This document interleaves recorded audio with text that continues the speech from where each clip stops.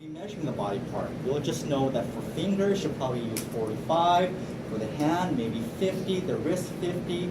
For the humerus, maybe 55. 60 for the elbow. See what's happening? I'm going up my arm because it's getting thicker, and so is what? KV. My KV. So you can do it by, and I'm using this term loosely, guesstimating.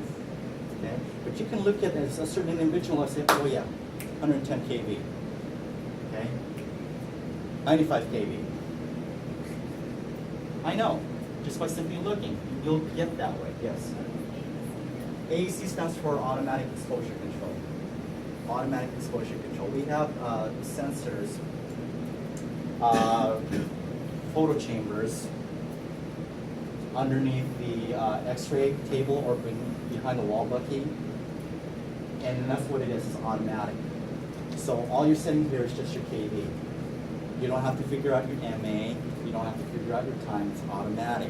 So that when you're making exposure, the sensors underneath the table behind the wall, that once it reaches a certain radiation level, it cuts off automatically. Okay? And so you're not going to be doing that out in the field. Technologists, everybody out in the field will be using AEC. But we won't. But you won't. Okay?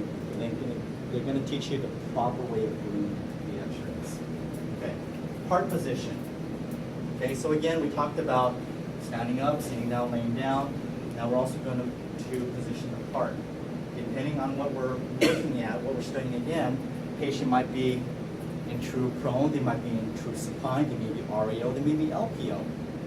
They may be DQ. What's DQ? Laying down with what? Horizontal beam, okay? So part position is going to be part of that too. And then IR, what's IR? Centering. IR is going to be centering, okay? So when producing the perfect picture, three things have to be in complete alignment. It's going to be your X-ray tube. It's going to be your image receptor. Okay? What's in the middle? Patient. The patient or the body part, okay? Those three things have to line up. If either one of those three do not line up, what is the result? Bad result image. is Bad image. it's a bad image, but the end result will be what? Re-exposure. You gotta repeat. You gotta re-expose again, okay? So you wanna make sure those three things, we look at it like a sandwich. One bread, bottom bread, and then the meat in between. They all have to line up together. We'll practice this over and over and over again. Okay? It sounds like an easy concept. It should be an easy concept. Okay? So, but it's one of those that's hard to understand, and usually it doesn't hit you. You get, you're struggling, you're frustrated. It's like, why am I not getting this? Why am I not getting this? And all of a sudden you just have an epiphany and you get it. It just sneaks upon you and all of a sudden you just get it. But this concept of bread and sandwich in between is actually a confusing concept to understand when you're dealing with machinery. Okay? So we will practice that in our lab.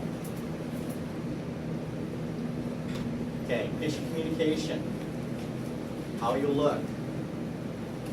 Okay, we talked about tone of voice. Right? Tone of voice is good. You want to sound friendly, you want to be warm, you don't want to sound like a robot. Okay? Your tone of voice can also apply to different population groups.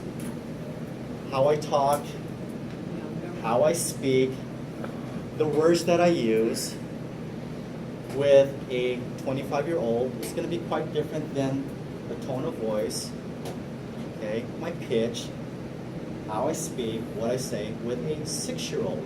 You guys agree? So tone of voice. And then also in relation to maybe some conditions of the patient. You may have to speak louder with some. You may have to change your pitch a little bit because some don't hear the high pitches, they hear lower pitches, or vice versa. They're better attuned to higher pitch sounds. And you will get that as you are conversing, having a conversation with your patient, and observing how they respond to your commands and your questions. Okay, communication, being observant are key parts, key roles in your performance of these procedures. Hygiene. What do you mean by hygiene? Shower and shave. Okay. It's not stinking. Yeah, so hygiene. Well, it's because, as humans, we are carriers of many microorganisms. We have good microorganisms, we have bad microorganisms. So by practicing good hygiene, we're also practicing good medical asepsis in the facilities, right? So good hygiene. So it's not only about taking a shower and using deodorant, okay? Also the use of perfume, right?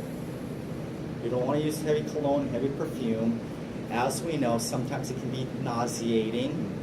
Okay, I've been around people where the smell is just so strong. I'm not talking about BO. I'm talking about perfume. It's more nauseating to me than BO. Okay? But you have individuals who can have an episode of seizure based on certain smells. Okay? So those are things to think about. Physical appearance. Okay? You are representing the facility, your hospital, the school. So you want to look nice. You want to look clean shaven. You want to have a nice hairdo. All right? They look at your scrub because they based, human nature, we judge an individual by the way they look. Okay? What is that? Is it second impression, third impression? What is it? First impression. It's going to be their first impression is how they're going to judge you and how they're going to judge the hospital based on your appearance. Okay? So we're a little bit more relaxed nowadays. Back in the day when I was flashing my tattoos, I had to cover them up. Okay? Depending on what hospital I worked at. As a registry, I worked in dozens and dozens of hospitals in Southern California. Some they were okay with this. Others I had to cover it up. Some institutions, males won't allow you to have earrings. Okay, some say, wear the plugs as big as you want. We're cool with that. But it varies from place to place because they are, you're representing them in the hospital. So that's where physical appearance comes from. And then body language. Okay, body language is not what you say, it's what you do. A stance appearance, crossed arms, smiley face, cringy eyes, all those different things, you are communicating that to the patient and the people around you. So body language plays an important part in communication. It's not spoken, but you are communicating. These are all the things that you need to think about when you are one-on-one with the patient. Does this also apply to your coworkers, to the doctors and the nurses? Yeah, because we feed off of that too. Okay? How are we doing, guys? We're doing great, right? All right, so I got another video here I want to show you guys. It's a real short video. It's funny. It's so funny. It's an older video. I think it was made in the early 1970s. Okay, but it has a very good message on here. Okay, very good message.